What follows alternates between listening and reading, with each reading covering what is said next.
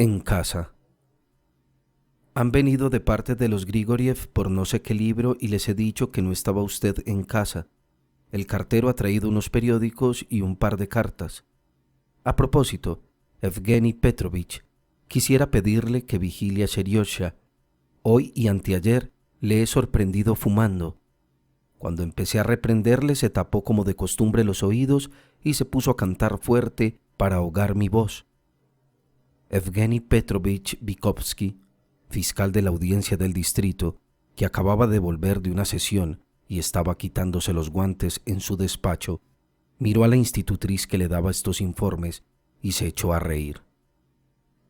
«¿Con qué Seriosha fuma?», dijo, encogiéndose de hombros. «Ya me figuro yo a ese muñeco con un cigarrillo en los labios. ¿Cuántos años tiene?» «7. Usted no lo toma en serio, pero a sus años el fumar es una costumbre fea y perjudicial, y las malas costumbres conviene arrancarlas de raíz».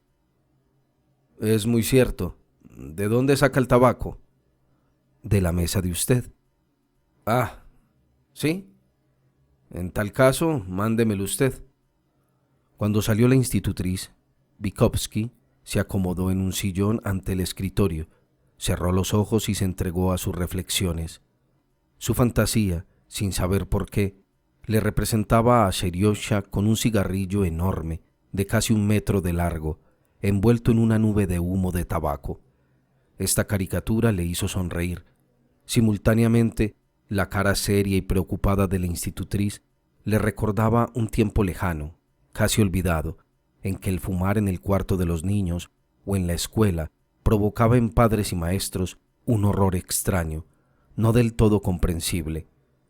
Y era eso, horror. Azotaban a los chicos sin piedad, los expulsaban del colegio, les echaban la vida a perder, y todo ello sin que ni uno solo de los padres y maestros supiera a ciencia cierta en qué consistía el perjuicio o la infamia de fumar. Incluso las gentes sensatas no sentían empacho en arremeter contra un vicio que no comprendían. Evgeny Petrovich se acordaba del director de su colegio, un viejo bondadoso y culto, que cuando cogía un alumno fumando un cigarrillo se ponía pálido, convocaba enseguida el consejo pedagógico en sesión de urgencia y condenaba al culpable a la expulsión. A decir verdad, es probable que la ley de la convivencia social sea esta: cuanto más incomprensible es el mal, tanto más cruel y sumaria es la manera de combatirlo. El fiscal se acordaba de 2 o 3 alumnos expulsados y de la vida que llevaron después. No pudo menos de pensar que el castigo acarrea con frecuencia un mal mucho mayor que el delito mismo. El organismo vivo posee la facultad de adaptarse rápidamente, de habituarse y acomodarse a cualquier ambiente.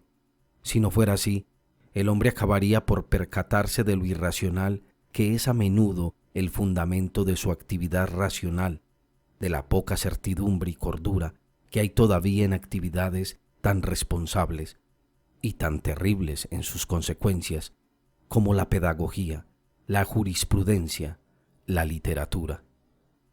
Por la mente de Evgeny Petrovich empezaron a desfilar esos pensamientos livianos y confusos propios de un cerebro fatigado que se entrega al descanso. Surgen sin que sepa de dónde o por qué, hacen un breve alto en la cabeza y se deslizan, o así parece, por la superficie del cerebro sin adentrarse mucho en él. Para las personas obligadas a meditar exclusivamente sobre asuntos públicos durante horas o días enteros, esos pensamientos volanderos y triviales son hasta cierto punto un alivio, un desahogo agradable. Eran las 9 de la noche. Arriba, en el segundo piso, alguien andaba de un lado para otro y más arriba aún, en el tercero, se hacían escalas a 4 manos en el piano. El deambular de alguien que, a juzgar por lo nervioso de su paso, pensaba angustiosamente en algo o tenía dolor de muelas, junto con la monotonía de las escalas, daban al silencio nocturno un toque de somnolencia que predisponía a la reflexión ociosa. En el cuarto de los niños, separado del despacho por otras 2 habitaciones, conversaban la institutriz y Seriosha. Papá ha llegado, cantaba el pequeño. Ha llegado papá, pa. Potrapebo sapela lebit, gritaba la institutriz, tirando como un pájaro asustado. Atención a lo que se dice. Bueno, ¿qué le voy a decir?, pensaba Evgeny Petrovich. Pero antes de que se le ocurriera algo, ya entraba en el despacho su hijo Seriosha, muchacho de 7 años. Era una criatura de cuyo sexo solo se podría juzgar por la indumentaria. Era delgado, frágil, de tez muy blanca, lánguido de cuerpo como planta de invernadero. Todo en él parecía demasiado blando y fino. Los movimientos, el pelo rizado, la mirada, la chaqueta de terciopelo. «Hola, papá», dijo con voz dulce, encaramándose en las rodillas del padre y dándole un rápido beso en el cuello.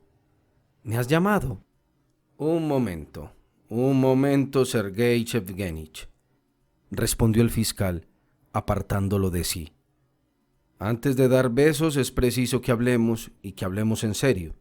Estoy enfadado contigo y ya no te quiero. Ya lo sabes, amigo. No te quiero y tú no eres hijo mío. No, señor».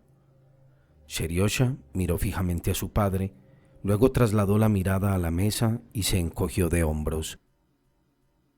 «¿Qué es lo que te he hecho?», preguntó perplejo, parpadeando. «Hoy no he entrado ni una vez siquiera a tu despacho ni he tocado nada». Hace un momento se quejaba Natalia Semyonovna de que fumas. ¿De veras que fumas? «Sí, he fumado una vez, es verdad». «Pues para colmo, estás mintiendo», sentenció el fiscal, arrugando el entrecejo para disfrazar una sonrisa. «Natalia Semyonovna te ha visto fumar 2 veces, es decir, que te han cogido en 3 faltas. Fumas, coges de la mesa el tabaco ajeno y mientes. 3 culpas». «Ah, sí», recordó Seriosha, sonriendo con los ojos. Sí, es verdad. He fumado 2 veces, hoy y otra vez antes». «¿Ya ves? Pues, que son 2 veces y no una. No estoy nada contento contigo. Antes eras un buen chico, pero ahora veo que te has echado a perder y que te estás volviendo malo». Mientras le arreglaba el cuello a Seriosha, Evgeny Petrovich pensaba: ¿qué más voy a decirle? «Sí, malo», prosiguió. «No lo esperaba de ti. En primer lugar, no tienes derecho a coger tabaco que no es tuyo. Cada persona tiene derecho a usar solo aquello que le pertenece, y si toma lo que no es suyo, entonces es una mala persona». Pero, ¿soy yo quien dice esto?, pensaba Evgeny Petrovich.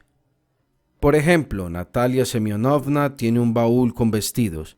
Ese baúl es suyo y nosotros, es decir, tú y yo, no nos atrevemos a tocarlo porque no es nuestro. ¿No es así? Tú tienes caballitos y estampas. ¿Es que yo los cojo?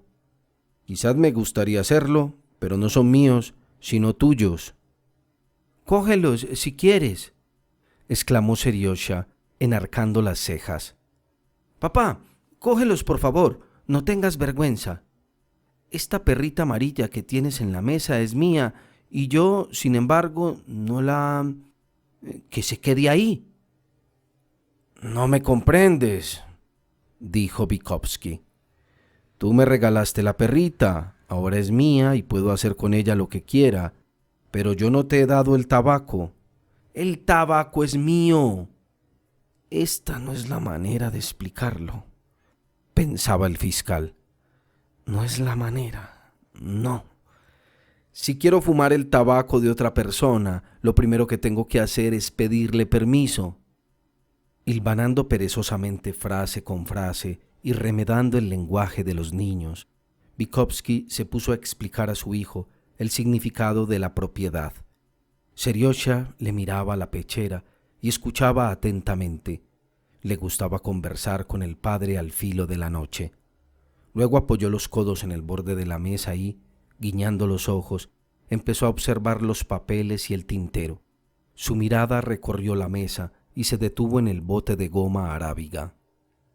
«Papá, ¿de qué se hace la goma?», preguntó de pronto, acercándole el bote a los ojos. Vygotsky le quitó el bote de las manos, lo puso en su sitio y continuó. «En segundo lugar, fumas. Eso es muy feo. Si yo fumo, ello no quiere decir que uno deba fumar. Yo fumo y sé que es una cosa tonta. Me reprendo a mí mismo y me desprecio por ello». «Qué pedagogo más astuto soy», pensaba el fiscal. «El tabaco perjudica mucho la salud y el que fuma muere antes de tiempo. Y el fumar es sobre todo perjudicial para los niños pequeños como tú. Tienes el pecho débil y no eres todavía muy robusto. A las personas débiles el tabaco les causa tuberculosis y otras enfermedades. El tío Ignati, por ejemplo, murió de tuberculosis. Si no hubiera fumado, quizás viviría aún». Seriosha miró pensativamente la lámpara, tocó la pantalla con el dedo y suspiró. «El tío Ignati tocaba bien el violín», declaró. «Su violín está ahora en casa de los Grigoriev». Seriosha volvió a apoyar los codos en el borde de la mesa y quedó absorto. En su rostro pálido se dibujó una expresión extraña. Diríase que se escuchaba a sí mismo o que seguía el hilo de sus propios pensamientos. Sus ojos grandes, que miraban sin pestañear, reflejaban tristeza y algo así como espanto. Probablemente pensaba ahora en la muerte, que no mucho antes le había arrebatado su madre y a su tío Ignati. La muerte se lleva al otro mundo a las madres y a los tíos y deja en éste a los niños y los violines. Los muertos viven en el cielo, alrededor de las estrellas, y desde allí miran la tierra. ¿Aguantan bien la separación? «¿Qué voy a decirle?», pensaba Evgeny Petrovich. «No me escucha. Se ve que no da importancia ni a sus picardías ni a mis argumentos. ¿Cómo hacerle comprender?». El fiscal se levantó y empezó a pasear por el cuarto. «Antes», cavilaba, «en mis tiempos, estas cuestiones se resolvían de una manera muy sencilla. Si cogían a un chico fumando, le calentaban el trasero. Los pusilánimes, los cobardes, dejaban de fumar. Los más valientes y listos escondían el tabaco en la caña de la bota y se iban a fumar al desván. Cuando les cogían en el desván y les volvían a zurrar, se iban a fumar al río, y así sucesivamente hasta que llegaban a mayores. Mi madre, para que yo no fumara, me daba dulces y dinero. Hoy día ese procedimiento nos parece ineficaz e inmoral. Con el apoyo de la lógica, el pedagogo de hoy procura que el niño adquiera buenos hábitos, no por miedo o por afán de distinguirse o de recibir un premio, sino conscientemente. Mientras paseaba pensando de este modo, Seriosha había trepado sobre la silla que estaba al lado de la mesa y se había puesto a dibujar. Para que no pintarrajeara los papeles oficiales, ni tocara la tinta, había en la mesa un paquete de cuartillas cortadas expresamente para él y un lápiz azul. Hoy, cuando la cocinera estaba picando coles, se cortó un dedo, anunció dibujando una casita y moviendo las cejas. Dio un grito tan grande que todos nos asustamos y fuimos corriendo a la cocina. ¡Qué tonta! Natalia Semyonovna le dijo que se lavara el dedo en agua fría y ella se lo chupaba. «Mira que meterse el dedo sucio a la boca. Papá, eso es muy feo». Siguió diciendo que a la hora de la comida había entrado en el patio un organillero acompañado de una muchacha que cantaba y bailaba al son de la música. «Sus pensamientos llevan su propio curso», pensaba el fiscal. «Tiene su pequeño mundo en la cabeza y, a su modo, sabe lo que es importante y lo que no lo es. Para captar su atención y su conciencia, no basta con imitar su lenguaje, sino que además es menester pensar a su manera. Me entendería muy bien si yo en efecto me quejara por lo del tabaco, si estuviera ofendido, si llorara. Por eso las madres son indispensables para la buena crianza, porque sienten, lloran y ríen al par que los chicos. Con la lógica y la moral no se va a ninguna parte. Bueno, ¿qué le digo? ¿Qué? A Evgeny Petrovich le parecía extraño y ridículo que él, jurisperito que había pasado la mitad de su vida ejercitándose en toda suerte de coerciones, amonestaciones y castigos, no acertara ahora con lo que convenía hacer ni supiera qué decir al muchacho. «Oye, dame tu palabra de honor de que no vas a fumar más», dijo. «Palabra de honor», canturreó Seriosha, apretando el lápiz con fuerza e inclinándose sobre el dibujo. «Palabra de honor, nor. ¿Pero es que sabe acaso lo que significa palabra de honor?», se preguntaba Vygotsky. «Qué mal maestro soy. Si alguno de nuestros pedagogos o nuestros jueces pudiera verme ahora la cabeza por dentro, diría que soy un blandengue y tal vez sospecharía un exceso de argucia. Pero es que en la escuela y el tribunal estos condenados problemas se resuelven mucho más sencillamente que en casa. Aquí tiene uno que habérselas con gente a quien uno quiere con delirio y el cariño es exigente y complica la cuestión. Si este arrapieso no fuera mi hijo, sino mi discípulo o un reo en el banquillo, no me sentiría tan cobarde ni tan incapaz de pensar con claridad». Evgeny Petrovich se sentó a la mesa y acercó así uno de los dibujos de Seriosha. El dibujo representaba una casa con la techumbre torcida y con humo que iba zigzagueando desde la chimenea hasta el borde mismo de la cuartilla. Junto a la casa había un soldado con puntos en lugar de ojos y una bayoneta en forma de número 4. «El hombre no puede ser más alto que la casa», señaló el fiscal. «Mira, el tejado le llega al soldado solo al hombro». Seriosha se le subió a las rodillas y estuvo rebullendo largo rato hasta encontrar una postura adecuada. «No, papá», dijo mirando el dibujo. «Si pintas chico al soldado no se le ven los ojos». ¿Había que discutir con él? Observando a su hijo día tras día, el fiscal había llegado a la conclusión de que los niños, como los salvajes, tienen criterios y juicios artísticos muy suyos que las personas mayores no aciertan a comprender. Seriosha podría parecer anormal a un adulto que lo estudiara atentamente. Creía posible y razonable dibujar personas que eran más altas que casas, reproducir con el lápiz no solo los objetos, sino también las propias sensaciones. Así, pues, representaba los sonidos de una orquesta en forma de vagas manchas esféricas, el silbido con un hilo en espiral. Para él, el sonido se asociaba tan íntimamente a la forma y el color que cada vez que dibujaba letras con lápices de colores, pintaba indefectiblemente la L de amarillo, la M de rojo, la A de negro y así por el estilo. Seriosha abandonó el dibujo, retosó de nuevo en busca de postura conveniente y la emprendió con la barba del padre. Primero la alisó con cuidado, después la partió en dos y se puso a peinarla en forma de patillas. «Ahora te pareces a Iván Stepanovich», murmuraba, «y ahora te vas a parecer a nuestro portero». «Papá, ¿por qué están los porteros junto a la puerta?» «Para no dejar entrar a los ladrones». El fiscal sentía en su rostro el aliento del niño y los cabellos de éste le rozaban de continuo la mejilla. En el espíritu del padre latía algo tibio y suave, tan suave como si no solo las manos, sino toda su alma tocara el terciopelo de la chaqueta de Seriosha. Miró los grandes ojos oscuros del muchacho y tuvo la impresión de que a través de las anchas pupilas le miraban a su vez su madre, su mujer y todo cuanto había amado en otros tiempos. «Y ahora vaya usted a zurrarle», se decía. «Y ahora, ¿quién inventa un castigo? No, ¿para qué meterse a dómines? Antes las gentes eran sencillas, pensaban menos y por eso resolvían los problemas con valentía. Nosotros, por el contrario, pensamos demasiado, la lógica nos abruma.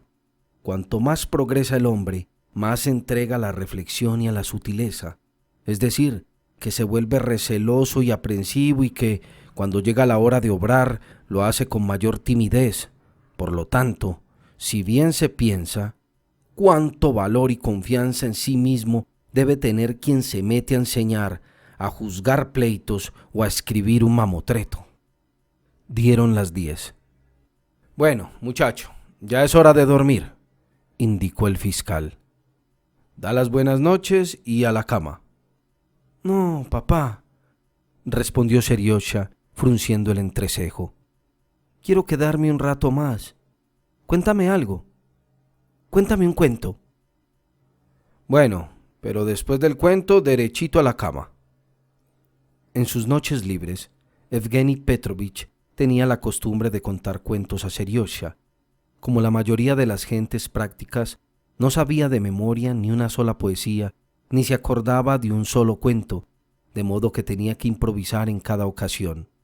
Empezaba de ordinario con las palabras rituales, esto era un rey, y de ahí en adelante iba hilvanando tonterías inocentes. Acabada la introducción, no tenía la menor idea del desarrollo y fin del cuento. Cuadros, personajes y situaciones iban saliendo al buen tuntún. La fábula y la moraleja aparecían por sí mismas, ajenas a la voluntad del narrador. A Seriosha le encantaban tales improvisaciones. El fiscal notaba que cuanto más sencilla y modesta salía la fábula, tanto mayor era la impresión que producía en el niño. Escucha, comenzó, levantando los ojos al techo. Esto era un reino donde vivía un rey viejo, muy viejo, con una barba gris y muy larga y con unos bigotes. ¿Qué bigotes? Pues bien, vivía en un palacio de cristal que brillaba y centelleaba al sol como un pedazo grande de hielo puro. El palacio, amiguito mío, estaba en medio de un jardín enorme donde, imagínate, se criaban naranjas, peras, cerezas, donde florecían tulipanes, rosas, lirios, donde cantaban pájaros multicolores. De los árboles colgaban campanillas de cristal que, cuando hacía viento, producían el sonido más dulce que se pueda uno imaginar. El cristal tiene un timbre más suave y dulce que el metal. Bueno, ¿qué más? En el jardín había fuentes. ¿Te acuerdas de la fuente que había en la casa de campo de la tía Sonia? Pues así eran las fuentes del jardín del rey, pero mucho más grandes, y los surtidores de agua llegaban a la altura de los álamos más altos. Evgeny Petrovich meditó un momento y prosiguió. El viejo rey tenía un hijo único, heredero del trono, un muchacho así como tú de pequeño. Era un buen chico, no hacía travesuras, se acostaba temprano, no tocaba nada en la mesa y era bastante listo. Solo tenía un defecto, y era que fumaba. Seriosha escuchaba con avidez y, sin moverse, tenía los ojos fijos en los del padre. El fiscal siguió contando a la vez que pensaba. ¿Qué más? Durante largo rato estuvo, como se dice, dándole a la lengua y concluyó así. De fumar, el príncipe cayó enfermo de tuberculosis y murió cuando tenía 20 años. El rey, viejo y enfermo, quedó desamparado. No había nadie quien gobernara el reino ni defendiera el palacio. Llegaron unos enemigos, mataron al viejo, destruyeron el palacio y ahora, en el jardín, ya no hay cerezas, ni pájaros, ni campanillas. De modo, amigo, que al propio Evgeny Petrovich le pareció semejante desenlace ridículo e ingenuo, pero a Seriosha el cuento entero le causó una fuerte impresión. De nuevo sus ojos expresaron tristeza y algo parecido al miedo. Miró un momento con gesto absorto la ventana oscura, se estremeció y dijo con voz débil: «No voy a volver a fumar». Cuando dio las buenas noches y se fue a acostar, el padre, sonriendo, empezó a pasear silenciosamente por el cuarto. Dirán que en esto influye la belleza, la forma artística. Pensaba. Bueno, sea, pero eso no es consuelo. De todos modos, Este no es un procedimiento legítimo. ¿Por qué la moral y la verdad deben tomarse, no en crudo, sino mezcladas con algo, doradas y azucaradas como las píldoras? Eso es anormal, es una falsificación, un engaño, un escamoteo. Se acordaba de jurados a los que había que convencer por medio de arengas, del público que aprende historia solo a través de cantares épicos y de novelas históricas, de sí mismo, que sacaba sustancia de vida, no de sermones ni de leyes, sino de fábulas, de novelas, de poesía. La medicina debe ser dulce, la verdad hermosa. Así se le ha antojado al hombre desde los días de Adán. Por otra parte, quizá todo esto sea natural y, ¿por qué no?, necesario. ¿Quién sabe cuántos fraudes útiles hay en la naturaleza, cuántas ilusiones? Se puso a trabajar, pero en la cabeza seguían bulléndole pensamientos triviales y ociosos. Ya no se oían escalas en el piso de arriba, pero el inquilino del segundo continuaba dando vueltas por su habitación.